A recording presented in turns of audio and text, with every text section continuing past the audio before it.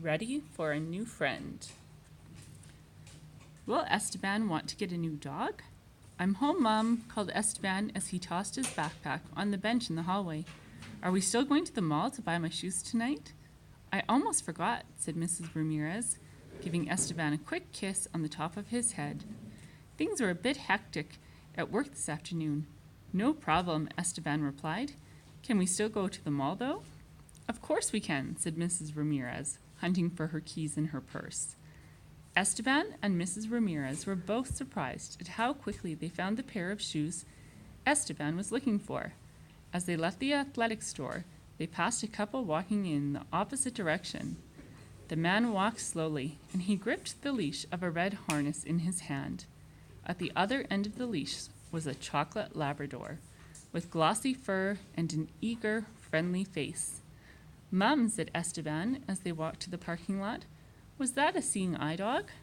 Yes, replied Mrs. Ramirez. He looked like such a good, attentive dog, didn't he? She asked her son, smiling. Sure, said Esteban. Are they allowed to go anywhere? I think they can go almost anywhere people can, said Mrs. Ramirez. That's what the dogs are for, to help their owners do everyday things that they might need a little extra help doing. I miss Sadie, said Esteban suddenly. Sadie was the sweet-natured mutt that the Ramirez family had adopted when Esteban was just a baby. He had died nearly 6 months ago, but Esteban still thought of her almost every day. Mrs. Ramirez unlocked the car door and gave Esteban a quick hug with one arm. I miss her too, sweetie, she said. That dog had such a good heart, didn't she? Esteban nodded. Mum, you said to tell you when I thought I might be ready to get another dog. Mrs. Ramirez smiled at Esteban in the rearview mirror. I thought you might be ready soon. How do you feel about the idea of being a foster family to a puppy that will grow up to be a seeing eye dog? She asked.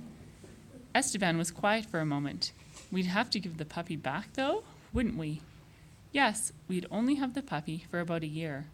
It would be our job to socialize her so she would get used to lots of different kinds of people and places. Esteban grinned. I think we'd be the perfect foster family for a puppy, he said. Let's talk about it with your dad tonight, Mrs. Ramirez said. Then maybe we can find out some more information on the internet. We're getting a puppy, said Esteban to himself, leaning back in his seat. There will be so much to teach her.